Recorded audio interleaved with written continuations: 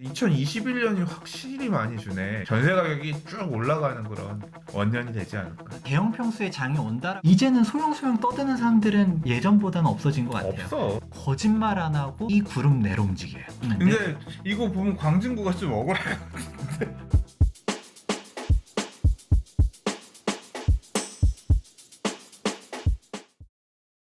좋아요와 구독하기는 사랑입니다.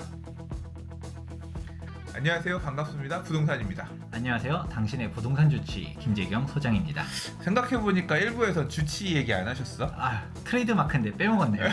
자, 아무튼 1부는 약간 지루하셨다 하더라도 2부에서는 조금 더 재밌을 수 있습니다. 왜냐하면 2020년을 달굴 만한 여러 가지 이슈들에 대한 얘기들이니까 아무래도 조금 다양한 얘기들이 나오지 않을까 기대해. 근본적인 약간 좀 부동산에 대한 내용들, 오히려 제가 일부에서는 대체 투자처 부족하다, 다주택자 규제 억제 정책 때문에 올라간다. 물론 다른 이슈들은 있어요. 근데 핵심 키워드를 전 두 가지로 봤었던 거고요. 다른 부분들 얘기 안 하면 당장 부동산님들 옆에서 얘기하잖아요. 이거는 어떻고 이렇게 얘기할 수 있기 때문에 좀 심심하실까봐, 안 하면 섭섭할까봐 이렇게 키워드를 한번 준비해 보았습니다. 자, 한번 그러면 볼까요? 네, 사실 내용들은 정말 많았었어요. 근데 이거 치고 저거 치고 하다가 지금 실질적으로 올라갈 수밖에 없는가, 왜 이런가, 그런 부분들 하나 보게 되면 사실 우리가 생각하는 거와 달라요.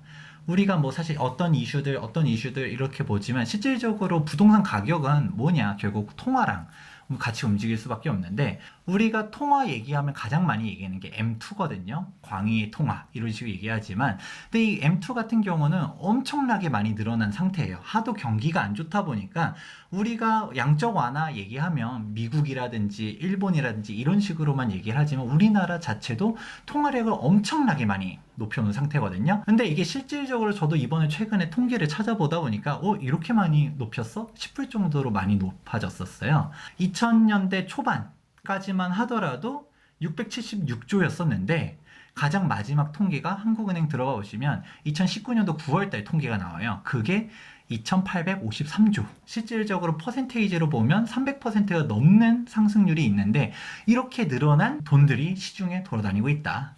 이렇게 볼 수가 있는 거죠. 이렇게 돈이 많이 풀렸는데 과연 부동산 가격이 그만큼 올랐나? 라고 생각하면 사실 또 그렇지만 또 않다. 더 오른 것 같은데? 지금 보면 2008년도 얼추 보니까 한 1300조 1500조가 좀 안 돼 보이잖아요. 근데 2008년 9년이 어떻게 보면 거의 지난 상승 텀의 정점, 고점이라고 할 수 있는데 1500조라고 놓고 보면 지금 2800조면 그때에 비해서 얼마 정도 올랐어요? 2배가 조금 덜 오른 거잖아요.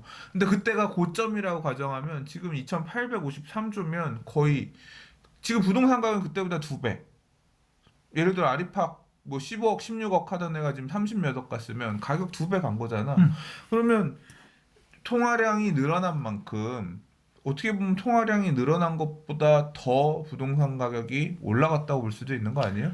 그때 기준으로 놓고 보면 이제 이렇게 볼 수 있는 거죠. 뭐냐면 실질적으로 부동산 가격이 올라가는 게 전국적으로 봤을 땐 사실 안정화돼 있는데 일부 지역만 엄청나게 뜬 거였었잖아요. 그래서 평균이 가 있는 거죠. 그런데 실질적으로 보면 요거는 평균 자체도 이렇게 많이 올랐는데, 우리가 봤으면 방금 전에 부동산님이 평당 1억 시대인데 평당 3억, 평당 5억 과연 되겠냐?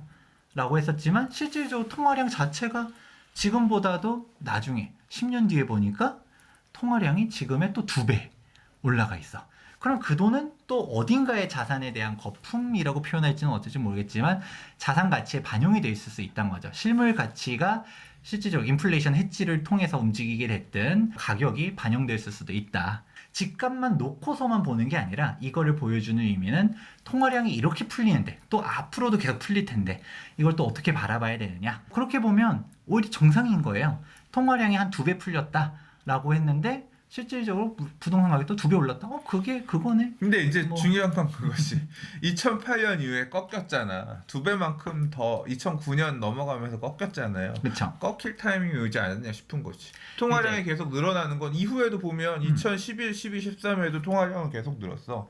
근데 우리가 경험하는 그 시절은 부동산 가격이 꺾여서 하우스 푸어 얘기가 나오던 시절인 거잖아요. 그렇게 놓고 보면 2019년에 와서 2배 정도 왔는데 앞으로 통화량이 계속 늘어난다고 떨어졌다고 하더라도 그때 과거에 통화량은 늘었지만 부동산 가격이 꺾였던 것처럼 서울도 그럴 가능성이 있지 않을까? 이제 그렇게만 보면 안 되고 그때 서울은 꺾였지만 그때 당시 어디가 올랐냐면 지방이 올랐었잖아요. 음.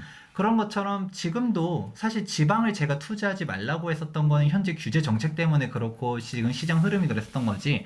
여기서 정권이 또 바뀌고 그리고 지금 서울이 이제 정점을 찍고 지방의 장이 다시 열리면 그때는 이제 그러니까 서울에 있는 투자처가 지금 말이 얘기하는 거는 결국은 뭐냐면 통화량이 늘었다는 얘기지.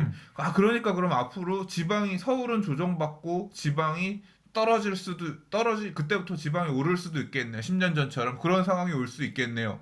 라는 해석도 할 수 있고 반대로 서울이 더 오르고 지방은 여전히 멈춰서 있으면서 통화량 증가분이 그렇게 반영이 되겠네요. 통화량이 는 것까지는 알겠는데 또는 더 늘어날 수 있다는 것까지는 알겠는데 그렇기 때문에 어떻게 될 것 같아요? 라고 하는 거는 설명이 안 된다는 얘기죠. 이 얘기 때문에 이제 올라간다는 얘기가 아니라 말했던 것처럼 당장 부동산님이 보셨잖아요. 이거랑 상승률이랑 직접적으로 대입하면 사실 맞지 않아요.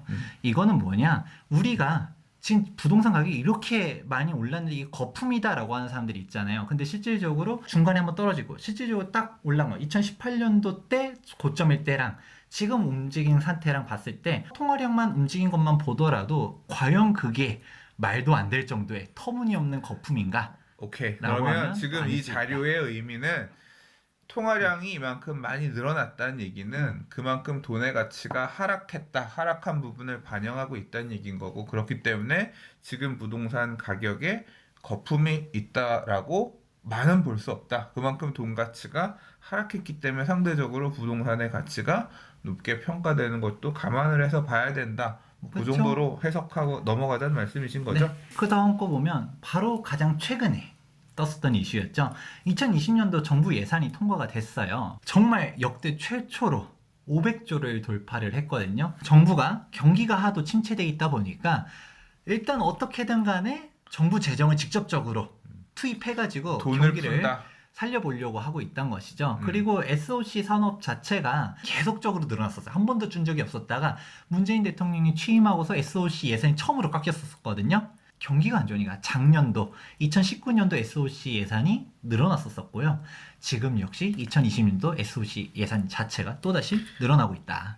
이것도 좀 우리가 부동산으로만 한정해서 본다면 이것도 좀 주목해 볼 필요성이 있다. 내년에 SOC 투자하면서 부동산 건설 뭐 이런 쪽으로 좀 돈이 돌 거다. 그렇죠. 어떤 쪽으로 지어내게 될지는 한번 봐야겠지만 당장 사실 굵직굵직한 이슈들은 많잖아요. 그게 실질적으로 집행하기 위한 예산들이 잡혀져 있다. 와 올해보다 한 몇 조야? 한 거의 한 40조, 40한 3조 이 정도 더 쓰네요 내년에. 하도 단위가 어마어마하니까 사람들이 잘 감이 안 와요. 국가 예산이 500조 돌파라고 하는데 뭐 국가 예산이 뭐 얼마나 돼야지 적정한지도 잘 모르겠고 그렇다 보니까 연도별 국가 예산 규모를 한번 가져와 보았어요. 2009년도를 기점으로 해가지고 어마어마하게 폭발적으로 늘어났었어요. 이 이유가 뭐냐? 제가 얘기했었잖아요. 금융위기가 터지고 난 다음에 경기가 살아나질 않는 거예요. 우리가 2008년도 금융위기 이후로 지금까지 경기가 좋았었던 적이 있냐라는 얘기를 일부에서도 한번 했었잖아요. 경기가 너무 안 좋으니까 정부에서는 어떻게든 부양을 하기 위해서 정부 지출을 어마어마하게 늘리고 있었는데 이게 전 정권에서 그렇게 늘릴 때는 아 이거 너무 세금 가지고 막 쓴다 이렇게 비판하지만 역시 내가 집권하고 난 다음에서도 어떻게든 경기는 살려야 되니까 결국 경기가 기업들이 민간에서 투자를 강제로 한다라고 해서 할 수가 없잖아요. 왜냐? 기업에서 봤을 때는 세계 경기가 이렇게 불확실해가지고 투자를 적극적으로 하기 어려워라고 하는데 억지로 돈 뺏어서 투자할 거 아니잖아요. 그러면 결국 어떻게 되냐? 정부 지출을 늘리게 되는 것이죠. 2009년도 이후로부터 경기가 안 좋아지다 보니까 정부 지출이 엄청나게 늘어나고 있다. 근데 결국 이 돈이 어디로 가느냐? 시중에 풀리고 있다. 그러니까 유동자금이 아까 늘어나고 있는 어떤데 이렇게 정부 재정이 많이 지출되는 부분이 결국 시장에 돌아서 유동자금으로 가는데 영향을 끼치고 있다. 네. 그럴 것이다. 단기 부동자금 얘기했던 거와 같이 한번 생각해보면 좋을 것 같습니다. 공급 얘기를 안 하면 또 섭섭하니까 얘기를 좀 해보자면 얘는 길게 안 할 거예요. 사실 이미 끝난 이슈예요. 공급 과잉에 대해서는 사람들이 예전에는 많이 얘기했었는데 당장 2008년도 공급 과잉, 2017년도, 18년도 공급량이 워낙 많으니까 떨어질 거란 얘기했었지만 18년도 정점을 해서 쫙쫙쫙 떨어지고 있다. 그렇기 때문에 지금은 어디에서도 공급량 때문에 된다는 얘기도 안 나오고 2019년도, 21년도까지의 공급량을 한번 보게 되면 공급량은 계속 줄고 있지만 여기서도 중요한 거는 어디에 공급이 되느냐. 제가 부동산님이랑 전에 경기 전망했었을 때 진짜 공급 과잉 이슈가 한창 핫했을 때도 실질적으로 어디 공급되냐 인구 대비로 봐야 되는데 서울 같은 경우는 실질적인 수요는 많지만 공급량이 상대적으로는 적고 지방이 인구 대비해서 워낙 많았다 이런 얘기들을 했었었고요. 실제로 지방이 무너지는 데는 방금 전에 다주택자 규제 억제 정책 이런 것도 있을 수 있지만 당장 평택의 예시를 들었었던 것처럼 실질적인 수요 대비해서 공급이 너무 많았을 수도 있어요. 그런 부분도 종합해서 볼 필요가 있다. 근데 2020년, 그러니까 올해가 보니까 서울이 5만 5천? 이게 왜 5만 5천이나 되지? 2020년, 19년 이 통계가 약간 저도. 확인을 해가야겠지만 경기도가 15만, 서울이 5만 5천. 약간 좀 114 통계를 전에 썼었을 때는 이게 네. 아니었는데 부동산 지인 거를 보니까 네. 통계가 이렇더라고요. 집계가 조금 다른 것 같아. 네. 좀 약간 많은 것 같은데 네, 저도 좀 일단은 많은 것 같은데. 2020년은 4만 1천. 2020년도 적은 편은 아니에요. 근데 이제 이게 좀 몰려 있다고 하고 그리고 경기도가 10만 9천, 11만 정도 되고 근데 2021년이 확실히 많이 주네. 2021년이 서울이 2만, 경기도가 9만.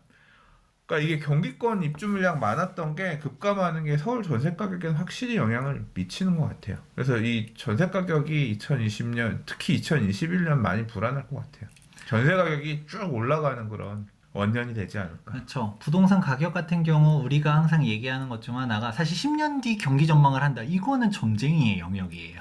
항상 전망을 하는 거는 현재의 정책과 현재의 공급량 이런 것들 통계를 잘 바탕으로 해서 하는 건데 딱 여기서도 알 수 있는 거가 당장 2020년도 얘기할 수 있지만 2021년 보니까 부동산님이 딱 바로 얘기했잖아요.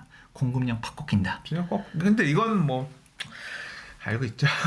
다들 많이들 알고 네, 있는. 근데 저는 사실 서울 물량만 봤는데 경기도 이렇게 꺾이네요. 경기도 물량도 많이 생각보다 지금 2019년에 비하면 절반 수준이기 때문에 절반보다 조금 많은 수준이기 때문에 많이 꺾이네요. 근데 저는 사실 이걸 정말 중요시하고 있어요. 뭐냐? 바로 인구 밀도입니다. 우리가 방금 전에도 공급량도 중요하지만 인구 대비한 공급량이 중요하다는 얘기 했었잖아요. 진짜 세계적으로는 인구 밀도가 어떻게 되는지부터 한번 봐야 돼요. 우리나라가 진짜 뭐 싱가포르라든지 바티칸 이런 도시 국가들, 미니 국가들 제외하고서 전체적으로 봤었을 때 인구 밀도가 세계 3위예요. 인구 많다라고 생각하는 중국, 인도 여기보다도 우리나라의 인구 밀도가 많다는 거예요. 그 조그만한 땅에 사람들이 엄청나게 많다라는 것이죠. 이 조그만 땅에서도 우리 사회 시간에 많이들 얘기하잖아요. 전국의 몇 퍼센트가 산이라고들 얘기하죠. 70%. 그렇죠. 70%가 산이라고 얘기해요. 공부 잘했어. 그렇죠. 초등학생 애를 두고 있으면 공부하게 되는. 이 나머지 30%도 우리가 다 쓸 수 있는 게 아니라 주택을 지을 수 있는 데에 대한 비율도 보면 한 자릿수밖에 안 돼요. 또 재밌는 거는 이게 밀도잖아요. 사실상 보게 되면 서울 서울에 수도권에다 몰려 살지. 몰려 우리나라. 있다. 전 국민의 뭐 2천만이 지금 서울 경기에 사는데.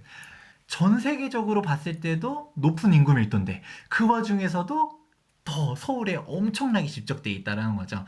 이런 거를 우리가 알 수가 없다. 전 근데 세계적으로. 나는 이런 자료는 사실 지금 2020년을 얘기하면서 난 별로 볼 필요가 없는 자료인 것 같아.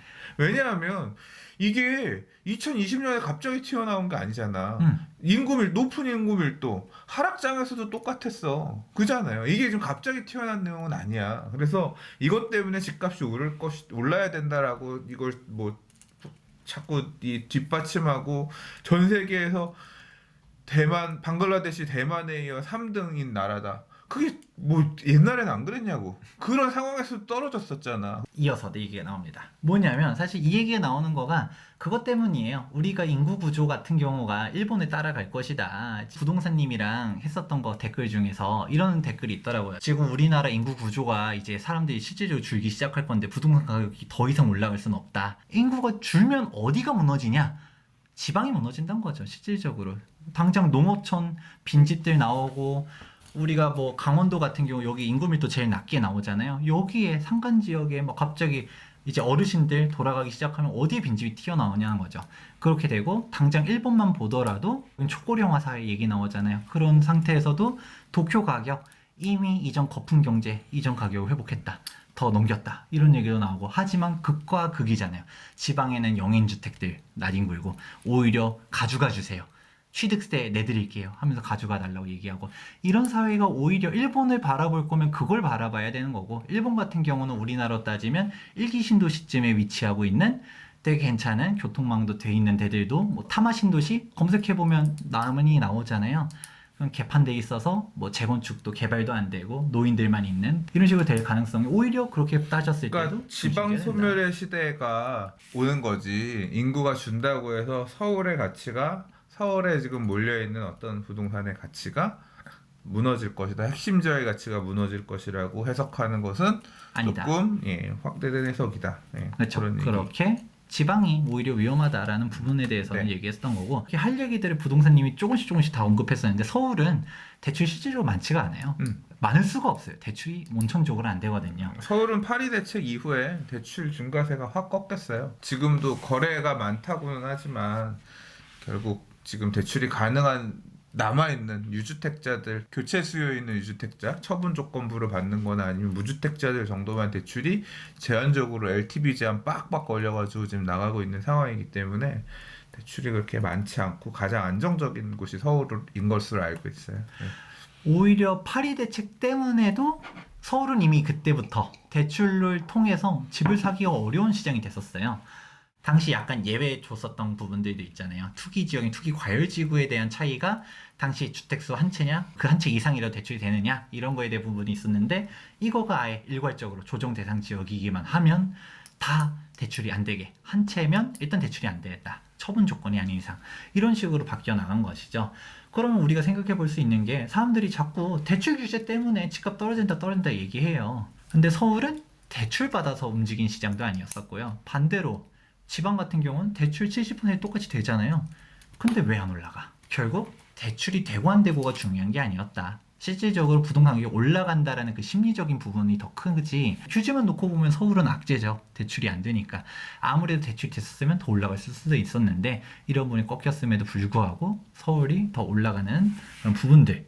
핵심을 잡아야 된다. 제가 얘기하고 싶었던 것 중 하나가 사실 가격이 왜 그렇게 많이 올라가겠냐. 부동산님 얘기했잖아요. 지금 반포 일부 끝났을 때 아리파 가격 얼마 될 것 같아요? 마포는 얼마 될 것 같아요? 얘기했었잖아요. 더 뛰어요. 그 이유가 사실 돈의 가치가 상대적으로 낮아진다. 이게 저는 그렇게 보고 있거든요. 평별에 대한 격차도 벌어지고 지역별에 대한 격차들도 벌어질 거라고 보고 있는데요. 그 이유는 이거예요. 예전에는 25평에 33평에 가격 차이가 1억밖에 안 되는 데들 많거든요. 지금도 서울에 아직도 1억밖에 차이 안 나는 데들도 있어요. 근데 1억이라는 돈이 과연 비중이 어떻게 되냐는 거죠. 25평형이 1억이고 33평형이 2억이에요. 그럼 여기서 1억에 대한 비율은 50%인데 이런 동네가 어딨어? 예를 든 거죠, 이거는. 예를 든 거죠. 25평형 가격이 9억이고 33평형 가격이 10억이라고 가정해요. 그러면 여기서 똑같은 1억 차이지만 비율은 10%밖에 안 되는 거잖아요. 그러면 사람들이 생각하는 거죠. 똑같은 1억이라는 돈이지만 심리적으로 받아들이는 게 다르다라는 겁니다. 극단적으로 예를 들게요. 20억이에요. 25평형이. 33평이 21억이에요. 뭐 사실 거예요? 33평. 그렇죠. 평형에 대한 차이는 똑같은 1억이란 돈이지만 25평도 20억 주고 살 바인데 33평을 그럼 더 주고 사지 이게 된다는 거예요. 이 얘기를 왜 하느냐? 실질적으로 저희가 많이 얘기했던 것 중 하나가 사람들이 하도 소형평수 얘기를 많이 했어요. 저는 그건 틀렸다라고 보거든요. 돈이 있으면 대형평수를 산다라고 생각했었고 실질적으로 저뿐만 아니라 부동산 투자했을 때 저희는 다 큰 평수만 투자했었어요. 그런데 큰 평수가 대박이 터졌었죠. 신축 아파트 상승률을 이제 보게 되면 당장 아크로 리버파크 대표적이죠. 우리가 분양가가 14억이었어요. 33평형이. 45평형이 18억이었었는데 가격이 현재 호가가 얼마냐 보니까 33평형은 35억. 40평대는 45억. 33평형을 35억씩이나 줄 수 있으면 예를 들어서 내가 뭐 몇 억 차이 안 난다? 그러면 그냥 얼마 더 주고 40평 사고 말지가 되는 거야. 그러니까 여기서의 격차는 10억이 더 벌어져 있는 상태고 실질적으로 그때 당시 분양받았을 때는 4억밖에 차이 안 났었는데 큰 평수 가지고 있는 사람이 훨씬 더 돈을 벌었고 강북에서 가장 비싼데 경희웅자이잖아요. 경희웅자이도 분양가 당시 보면 33평형 7억 9천, 45평형 10억 7천이었는데 현재 33평형은 17억 5천. 45평은 23억. 격차가 큰 평수가 훨씬 더 벌어지고 있다는 게 신축 아파트에서 보이고 있다는 거죠. 근데 이거는 난 그렇게도 생각이 돼요. 뭐냐면 지금 말씀하신 아리팍, 경희공자의 옥스파크힐스는 하락장에 분양한 애들이야. 그래서 대형 평형 분양가를 꾹꾹 눌러서 분양했어. 왜냐하면 대형이 안 팔리던 시절이라서 소형은 팔아서 돈이 남는데 평당 분양가가 비쌌어요. 평당 분양가 대형이 쌌어 그때는. 그렇기 때문에 꽉꽉 눌러서 분양을 했고 그냥 손해는 아니지만 어거지로 파는, 그러니까 수익 구조 자체가 소형 평수에 많이 몰려 있었던 거지. 비싸도 팔리니까. 대형은 심지어는 안 팔려서 할인 분양도 해서 팔았었거든요. 그러니까 그 시절에 샀는데 상승장이 되면 돈 벌었으니까 상승장에 대형 중대형 평형이 가격 올라가는 심리가 바뀌는, 그러니까 위축된 장에서는 우리 집 좁아도 이 동네 살면 돼라고 해서 소형이 인기가 있고 소형이 같이 보이지만 살만해지면 사람들이, 지금은 중형에 대한 수요가 제일 많잖아요. 30평대 수요가 제일 많잖아요. 40평대는 지금 안 지으니까 또 공급 물량이 없어서 이제 그런 부분도 있고. 근데 여기 나온 데이터들은 그게 같이 맞물려 있다고 저는 생각돼요. 네. 40평대가 분양가를 눌러서 지은 거, 그 다음에 조사한 시점 자체가 상승장의 중후반 오는 중에 지금 조사한 거잖아. 이 데이터를 만약에 2년 전에만 조사했다고 하더라도 다른 결과가 나왔을 거거든요. 아니에요. 그건 그래요? 아니었어요. 2년 전에도 큰 평수가 더 올랐어요. 왜냐면 당장 제가 분양을 받았었던 게 근데 49평형을 그건 아니야. 왜냐하면 지금 중대형 평형 같은 경우는 전고점 회복하지 못한 단지가 2017년만 해도 많았어요. 강남에서도 하다못해. 그러니까 다른 데들 다 올라올 때 대형 평이 회복을 못했었다고 그랬는데 지금은 이제 회복한 단지들이 나오죠. 강북의 일부 지역은 아직도 회복 못한 데 있을걸? 자, 이거를 제 말을 끝까지 일단은 이 대형 평수의 장이 온다라고는 일단 저는 생각해요. 근데 그걸 전반적으로 먼저 어디서 나오냐, 신축 아파트에서 먼저 나타나고 있거든요. 신축 아파트들 같은 경우는 제가 신축 아파트를 투자했었을 때 전 49평을 일반 분양 그때 받았었어요. 25평, 30평 때 10억대일 때 저는 15억 넘게 올랐었거든요. 그때가 부동산님이 얘기했던 것처럼 평당가, 저희도 당연히 봤죠. 25평이 너무 비싸다. 평당가가 오히려 33평, 40평대보다 더 비싸게 25평을 분양하고 있었고 40평대는 너무 싼 거야. 그래서 저는 당연히 40평대, 안 그래도 공급량도 얘기했잖아요. 큰 평수에 대한 수요는 당연히 존재해요. 돈이 있으면 큰 평수 살고 싶지 이런 식으로 생각한단 말이에요. 나 혼자 산다 보면 혼자 사는데도 그냥 넓은 집에서 살잖아요. 여기서 중요한 거는 예전장에 지었던 구축 아파트들 보면 큰 평수 비율이 되게 많았었어요. 그러니까 희소성이 담보되지 않는다라는 거죠. 신축 아파트들 같은 경우는 되게 조금 적거든요. 왜냐? 당장 평당가 얘기했잖아요. 아니 25평형 지으면 높게 분양하는데 뭐하러 40평대를 짓냐. 실제로 그때 당시 장이 너무 안 좋으니까 40평대를 설계가 있었었는데 설계 변경해서 40평대를 없애고 25평, 33평형 오히려 25평보다 작은 소형 평수를 추가해가지고 분양하는 재개발 지역들도 있었거든요. 큰 평수에 대한 희소성, 제가 얘기한 건 지금 신축부터 그렇게 움직이고 있는데 33평형 가격이 지금 20억을 시대가 된다 쳐요. 마포가 20억이 됐어요. 구축 아파트라 해도 40평대가 뭐 1억밖에 차이 안 날까요? 그 이상 날 거라는 거죠. 그런 식으로도 벌어질 가능성이 되게 높다. 일단 그 전조 증세는 신축에서부터도 나타나고 있다. 이게 이미 지금 이런 틈새를 보는 사람들이 움직이는데, 그래서 이제 진짜 안 오르고 안 올라서 사람들이 안 보던 게 강남에 있는 대형의 주상복합이었거든요. 그래서 막 올라갈 때 끝까지 안 오르고, 그러니까 가장 먼저 튀어 올라가는 거는 가장 인기 있는 거, 수요층이 많은 신축 소형이었고, 그 다음에 이제 뒤이어서 중형, 대형까지 그렇게 쫓아가면서 말씀하신 희소가치 이런 것 때문에 움직이고, 지금 근래, 그러니까 벌써 지금 1년 이상 됐지만 강북의 중대형 쪽의 주상복합들 갭 뭐 1억 갖고, 그러니까 갭 얼마 없는 상태에서 들어가 있었던 데서 이런 애들이 돈 얼마 안 갖고서 엄청나게 많이 지금 이미 이제 올라갔어요. 이미 그러니까 그런 기회들이 있어서 갔지. 그러니까 선행하는 애들, 후행하는 애들이 있고. 그러니까 지금 제가 얘기하는 이런 신축 아파트에서 중대형 평형이 지금 더 그렇게 먹을 게 많이 보인다라고 하는 거는 지금 시점에서 판단하니까 그렇게 보이는 애들이 드러나는 거고, 반대로 제가 또 얘기하고자 하는 건 뭐냐면 꺾이면 또 달라. 그러니까 시장이 또 변하게 되면 많이 먹었다라고 생각했던 애들, 그러니까 또 위기가 온다라고 생각하면 또 그때 시장에서 받아들이는 물건의 가치는 또 달라질 수 있단 말이에요.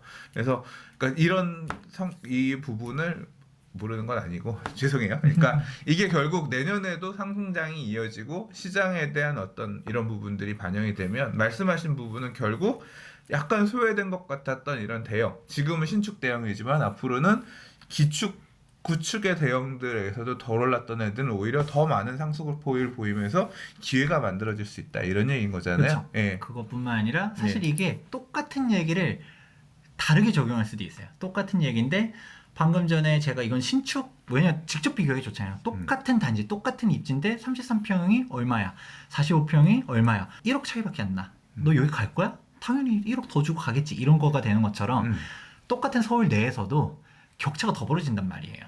지금 강남은 현 정권 들어와가지고 10억에서 15억씩 뛰어 올랐고 노도관 같은 경우는 3억 뛰어 올랐어요. 그렇게 보면 격차는 더 벌어졌잖아요. 이게 똑같은 돈이지만 중심 지역이 더 벌어지고 있는 부분들, 이거 역시도 저는 똑같은 그러면 이 입장으로 내용을 보고 정리를 하면 상대적 저평가라고 볼 수 있을 것 같은데, 상대적 저평가가 평형 비율에서도 지금 눌려 있는 애들이 있을 수 있으니까 좀 평형 구조에서도 한번 이런 부분을 한번 다시 한번 짚어볼 만한 2020년에는 그런 어떤 포인트다. 그렇죠. 그렇게 보면 되겠네요. 이미 신축은 뛰어 올라가고 있어요. 큰 평수가. 그런데 여러분들이 하도 이제는 소형 떠드는 사람들은 예전보다는 없어진 것 같아요. 없어. 그런데 이제 소형의 시대, 지금 이미 분양 신청하면 옛날에는 20평형대 없어서 30평형대를 밀려갔다고 하면 지금은 30평형대 하려고 난리고 오히려 맞아요. 20평형대.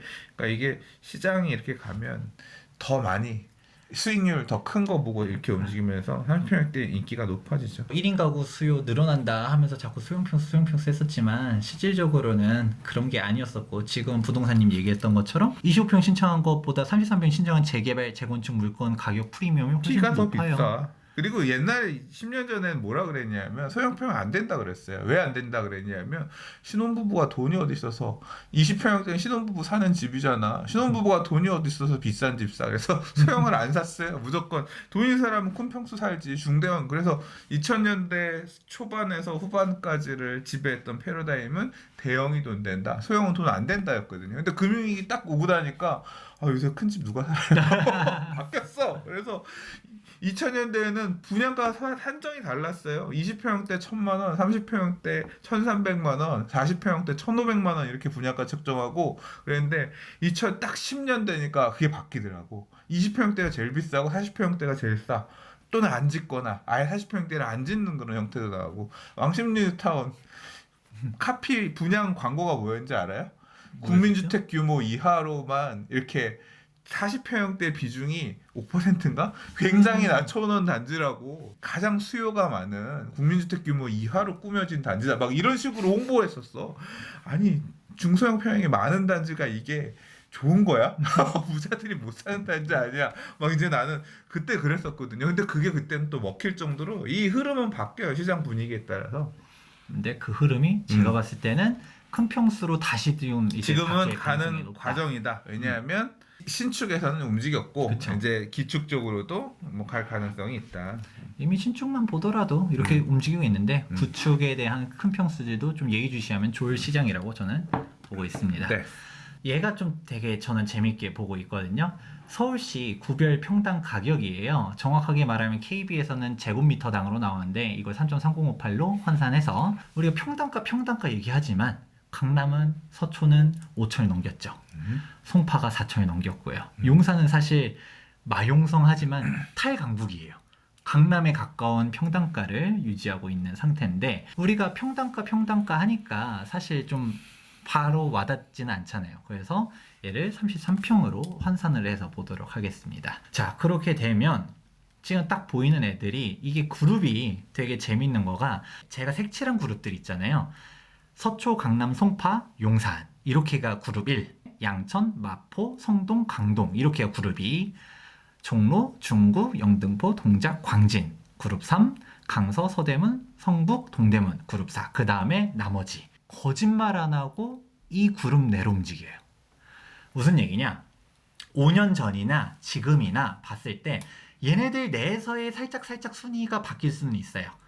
뭐 성동구보다 마포구가 더 비쌌을 때도 있었을 수도 있고 동대문구가 성동구보다 비쌌던 적 없었던 거고요. 이게 그룹 간의 역전이 없었던 거예요. 그거를 쫙 데이터로 와서 뽑아봤었는데 근데 이거 보면 광진구가 좀 억울할 것 같은데 광진구가 원래 이 급이 아니었는데 더 예전에 그거는 그렇지. 더 전에 광진구가 원래 마포 송파랑 같이 놀던 동네인데 좀 억울하겠다.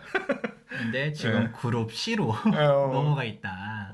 좀 억울하겠다. 그렇게 지금 지금 광진구가 영등포랑 같이 네. 오히려 아무튼 그렇게 돼 있는데 이거를 쭉 보면 여기 내에서 움직여요. 제가 큰 틀에서 얘기를 하다 보니까 너무 쉽게 얘기한다라고 얘기하는 사람들이 있어요. 제가 그냥 세 가지만 얘기했잖아요. 뭐 서울 25년차 이내 뭐 아파트 얘기했는데 서울 내 그런 조건만 충족하는 애들 얼마나 많아요. 그럼 얘는 어때요? 얘는 어때요? 얘는 어때요? 다 좋아요? 좋죠. 근데 내가 돈 있으면 더 중심지로 와야 된다. 야, 요 색깔을 하나 바꿔라. 그쵸. 색깔을 바꿀 수 있으면 바꾸는 게 좋다. 내가 강남 갈 수 있었으면 강남 갔었으면 10억 벌었겠죠. 근데 노원구 갔었다. 3억 벌었죠. 하지만 노원구 갔다 해서 투자 실패한 건가요? 아니죠. 투자 금액 대비해서 오히려 수익률은 괜찮았을 수도 있고 3억이라도 올랐잖아요. 근데 내가 강남 갈 수도 있었었다. 라고 하면 강남을 사실 갔어야지. 강남을 갔어야죠. 만약에 내가 노원구랑 그때- 강남이랑 선택할 수 있었는데 지금은 오히려 격차가 7억 넘게 넷가가 많이 나오니까. 차이가 나니까. 그런 식으로 되는 게 현재 추세고 이 추세는 근 몇 년간에 제가 쭉 봤을 때 안 바뀌어요. 이 등급이. 제가 많이 표현하는 것 중 하나가 용의 꼬리를 내자. 뱀의 머리보다는.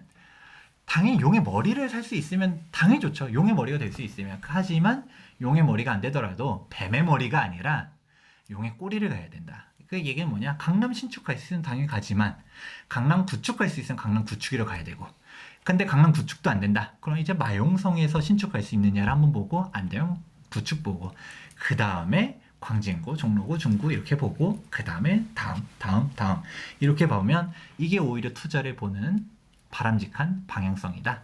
라고 저는 보고 있습니다. 야, 핵심 지역으로 가라. 돈이 허용하는 하에서 투기 지역 가라. 강남은 평균만 17억인데 도봉구는 5억이고 사실 서울만 해도 다 비싼 건 아니거든요.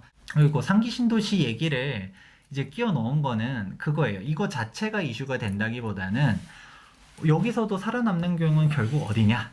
좀 재밌어서 이제 집어넣은 거거든요. 여기 중에서 딱 마음에 드는 데가 어디신가요? 저요? 상기 신도시 중에 내가 하나 공짜로 준다. 꼽으라고 하면 당연히 100명한테 물어봐. 과천이지. 당연하죠. 과천 빼고 그러면 하나면 교산이지. 뭐 그렇죠. 네, 결국 강남 접근성 기준으로 해서 지역 판단을 하겠죠. 맞아요. 3등은 좀 애매하다. 세 번째. 경기권을 봤을 때 경기권도 살아남는 데가 어디냐라고 보면 사실 1기 신도시고 2기 신도시고 봤으면 위례가 왜 살았냐? 판교가 왜 살았냐? 강남이랑 가까워서. 분당이 왜 살았냐? 강남이랑 가까워서. 강남 대체 신도시야. 걔네는 그쵸. 애초에 조성 목적 자체가 판교랑 위례는 애초에 그쵸. 송파 신도시라고 송파에다 중대형 평형 중심으로 짓겠다 한 거고 판교도 아유 강남에 중대형 평형 아파트 가격이 불안한 게 공급이 없어서 그래요. 그러면 택지 지고 우리 판교 신도시 지을 때 여기에다가 대형 평형 많이 지을게요. 애초에 그렇게 디자인한 애들이에요. 그러니까 비쌀 수밖에 없는 애들이고 이제 나머지 3기 중에서는 결국 근데 모르지 않겠지. 다 알겠지 뭐. 그렇죠. 이 얘기를 왜 하느냐? 뻔한 얘기지만 방금 전에 제가 서울에서 투자를 어떻게 해야 되냐 얘기는 했었잖아요. 근데 내가 서울에 돈이 안 돼가지고 경기권으로 가야 돼. 경기권도 사실 방금 전에 통계 보니까 올라간데 떨어진데 극명하게 나눠지잖아요. 주요 결국 업무 강남인데. 직구성이 주요 업무지구 접근성이 좋은데 강남 접근성이 좋은데 여기가 살아남는다. 음. 입지 분석 그렇게 어렵지 않다. 결국은 강남 가까운데 분당이랑 일산이랑 똑같이 버블 세븐으로 한창 잘 나가다가 일산은 꺾였지만 분당은 살아남은 이유 하나는 딱 극명히 남아요. 일산이랑 분당이랑 서울 가는 데는 30km면 가거든요. 근데 분당에서 서울 가면 강남이 나오고 일산에서 30km 가니까 은평구가 나오고 은평구의 집값과 강남의 집값을 보면 견적은 이미 나왔다. 또 강남 쪽은 이제 더 이상 경기권을 개발할 데가 없어요. 사실 과천도 이게 마지막이지 분당이니 뭐니 뭐 여기 빈데 있는 것 같은데요. 사실 거기는 채울 수 있는 곳들이 아니고 용인이 뭐니 아파트 지을 만한 데들은 이미 많이들 지어놔서 당장 근데 일산만 보더라도 고양 창릉 지어지면 얘가 어떻게 되느냐. 일산이 이제 30년 차가 얘네 입주할 때 되면 다가올 텐데 서울에 훨씬 가까운 데에서 3만 세대가 넘게 입주를 하게 되면 결국 얘네들은 누구 수요를 흡수할까? 생각해보면 경기권도 사실 잘 생각해봐야 된다. 살아남을 때랑 안 살아남을 때 잘 봐야 된다. 이런 부분들도 같이 생각해 보시면서 2020년도 투자 보시면 좋을 것 같습니다. 마지막으로 지방 얘기를 잠깐 하면서 마무리해 보도록 할게요. 아파트 평균 매매 가격을 역시 똑같은 기준으로 갖다 한번 환산을 해봤어요. 서울 같은 경우는 9억 2천, 사실 넘사벽급이고요. 와, 많이 올라왔다. 네, 경기도가 4억이에요. 근데 우리가 대대광 하지만 대대광 자체를 보면 평균 가격은 뭐 대구만 3억이 다른 데는 3억도 안 돼요. 지방 강원도 1억 7천, 경상남도 2억, 뭐 가격 차이가 오히려 부산이 더 높네요. 지방도 결국 이렇게 차이가 많이 나면 사람들이 생각할 수 있는 것 중 하나가, 아니 서울은 이렇게 비싸, 말도 안 돼, 거품이야 라고 생각하시는 분들이 있잖아요. 맞을 수 있어요. 근데 걔가 왜 그렇게 거품이 형성되게 되느냐를 원론적으로 생각해 봐야 된다는 것이죠. 지방 집값 이렇게 싼데 서울, 근데 그럼 지방에 그럼 가서 사세요 라고 하면 또 얘기는 다를 거거든요. 지방에 거주하시는 분들도 있어요. 근데 내가 거기에 거주할 수 있는 요인 되느냐. 제 동생이 이제 컴퓨터공학과 나와가지고 졸업을 하고 이번에 취업 준비를 하면서 열심히 원서를 쓰고 있어요. 걔도 이제 어느 정도 명문대 나와가지고 컴퓨터공학과면 가려고 하면 어디든지 취업은 돼요. 근데 좀 대기업에 가려고 고르고 있는데 제가 한번 보니까 그것도 가르더라고요. 지금 성동구에 똑같이 살고 있는데 제 동생도 이게 출퇴근 거리를 보니까 판교만 돼도 멀단 거예요. 서울에서 판교 가는 것도 출퇴근하는 게 너무 멀어서 판교 한번 처음에는 별 생각 안 했는데 판교 서울에서 가려고 한 또 너무 멀다. 근데 직장을 한번 봤을 때 좀 멀리 있다면 아예 지원 안 해. 되게 배부른데? 되게 이름이 배부른데? 있다 해도 그렇게 해서 하는데 모르죠. 이번에도 만약에 다 떨어졌다 하면 이제 또 눈높이를 낮추실지 판교를 모르겠지만 거절하는. 그런 식으로 하면서 판교도 멀어 하면서 일단 판교까지는 썼어요. 근데 뭐 아무튼 그런 식으로 판교에 이사 가면 하면서 되지. 성동구 집 말고 판교 가면 되겠다. 우스갯소리로 동생은 송파에 집을 가지고 있어서 야 그럼 송파에 살아서 출퇴근하면 되지 뭐 이런 식으로도 얘기하고 있는데 결국 우리가 왜 서울 하게 되느냐 기본적인 근본적인 생각을 좀 해볼 필요성이 있다. 그러니까 오늘 한 얘기들의 상당 부분이 몇 개의 단어로 요약이 되는데 지금 이 얘기도 결국은 뭐냐면 핵심 업무지구를 접근할 수 있는 지역. 지방도 지금 이렇게 비싸다라고 얘기하지만 평균가로 놓고 보면 평균으로 낮춰보면 얼마 안 되고 결국 이게 모든 여러 가지 내용들이 일자리 그다음에 그 일자리들 핵심 일자리들이 모여있는 서울 거길로 맞물리는 교통이나 아니면 배우가 될 수 있는 이런 지역으로의 쏠림 현상이 수년간 이어져 왔고 2020년에도 이런 부분이 계속 그런 부분을 고려해서 내가 부동산을 구입한다거나 한다고 하면 선택지로 봐야 된다. 그렇죠. 정확하게 이제 정리를 해주셨는데 2020년도를 받아들이면서 여러분들이 생각했을 때 제가 맨 마지막으로 써놓은 이 문구가 뭐냐. 규제에 주목하지 말고 가치에 집중해라. 각각의 개별 이슈들만 들어보면 다 혼란스러워요. 내가 정확한 중심을 잡지 못한다라고 하면 상기신도시도 악재, 대출 규제도 악재, 다주택자 양도세 더 내려 악재, 종부세 더 내려 악재, 다 악재야. 근데 서울은 올라. 말도 안 돼 라고 생각하는 게 아니라 그럼에도 불구하고 왜 올라갔는지를 여러분들이 이제 정확하게 판단할 필요가 있다는 거죠. 그럼 내가 지금까지 틀려왔어. 그러면 왜 틀렸을지를 한번 복기를 해보고 왜 올라갔는지를 정확하게 중심을 잡고 나면 사실 그렇게 투자 어렵지 않다라는 것이고 제가 봤을 때 그 중심은 일부에서 얘기했었던 대체 투자처 부족 그리고 다주택자 규제 정책이다. 이렇게 정리를 해보겠습니다. 자, 2020년도에 마음에 담고 있을 단어, 마음에 담고 있을 말 하나로 요약하면 규제에 주목 말고 가치에 집중해라. 예, 그거랍니다. 규주 가집. 뭔가 있어 보이는데. 근데 좀 말을 내가 앞에 따보니까 규주 가집 뭔가 이게 와닿지는 않아. 그러나 아무튼 2020년에도 딱 하나의 키워드가 규제에 따른 양극화, 심화가 더 지속될 거라고 보고 계신 것 같고 그렇기 때문에 결국 가치 있는 애가 더 이 가치가 빛을 발한다일 수도 있고 그런 규제에 따른 부작용으로 그 핵심 지역의 버블이 더 커지는 거일 수도 있고요. 또는 핵심 지역의 가치가 버블이 아니라 더 어떤 제 가치를 찾아가는 과정일 수도 있고, 이건 뭐 보는 사람에 따라서 평가는 좀 다를 수 있으니까, 아무튼 그런 부분에 초점을 맞춰서 2020년을 이해하시면 좋겠다는 김재경 소장님의 의견이었어요. 다음에 이런 우리 자료를 준비하면, 죄송해요, 제가 준비 하나도 안 하거든요. 그래서 이게 그러면 네가 준비해봐라고 하실까봐 죄송합니다. 근데 이제 아마 이런 식이면 재밌을 것 같아요. 질문 형태로 예를 들자면 2020년에 대형을 살까 소형을 살까 뭐 이렇게 질문이 나왔거나, 뭐 이제 선택지라던가 이런 거였으면 좀 더 시청자분들도 생각해 볼 거 아니야. 이 질문에 대해서 나는 이게 좋을 것 같은데 김재경 소장은 어떻게 생각할까? 부동산 주치의 의견은 뭘까? 부동산의 의견은 뭘까? 나는 이거. 뭐 이런 의견이 갈릴 수도 있고 할 거 아니에요. 질문이 나오고 그 질문에 대해서 부동산 TV, 투미 TV 시청자 여러분들이랑 의견을 좀 나눠보는 그런 형태의 꼭지가 되면, 너는 이거, 나는 이거 이렇게 해서 딱 결론이 나고 시청자는 의견 이거, 또 시청자도 쓸 거 아니에요. 1번 나는 A, 1번 나는 B, 뭐 이런 식으로 해서 갈리면, 그래서 답글도 달아주시고 하면 또 사람들 피드백들도 봐가면서 그러면 훨씬 또 인터랙티브하고 재밌는 방송이 되지 않을까 하는 생각을 해봤습니다. 그러면 댓글로 부동산님이 얘기했던 것처럼 2020년도에 대해서 막 이제 쭉 얘기해봤는데 궁금한 거를 댓글로 달아주는 거예요. 2020년도에 어떤 상품은 어떻게 될 거라고 보시나요? 아니면 얘 같은 경우는 방금 전에 예를 들면 표적으로 여기서 얘기해 대형 평수, 소형 평수 어떤 식으로 할까요? 하면 이거를 그렇게 준비하는 거죠. 이러한 이유 때문에 올라갈 것 같다. 이런 식의 콘텐츠 해보는 것도 재밌을 것 같긴 하네요. 네, 오늘 댓글을 달라는 얘기는 아닌 거죠. 앞으로 해보자는 얘기인 거죠. 그렇죠. 네.